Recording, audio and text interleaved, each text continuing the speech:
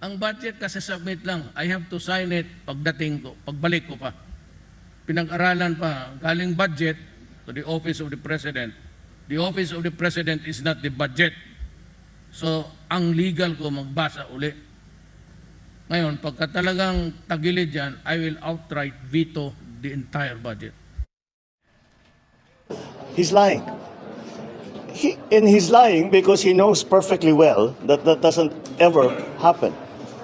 Sa kasaysayan ng buong Pilipinas, hindi pinapayagan na magkaroon ng item ang GAA nang hindi nakalagay kung ano yung project at saka ano yung gastos. Yung bang mga blanco, sino nag-fill in the blanks? Correct. Kung yung mga blanco sa BICAM report, doon sa Senate version, na siya ring, I assume, na BICAM report ng House, napila pa nito, noong pinrint yung enrolled bill, dapat bagsakan ng sisi rito, yung House. Kasi ang nagpiprint ng enrolled bill, House hindi naman Senate eh. Kasi kaya nga nangyari nun, iniba nila yung enrolled bill doon sa ratified na BICAM report. So kung gano'n na nangyari, ang bunto ng sisi dapat nasa House of Representatives.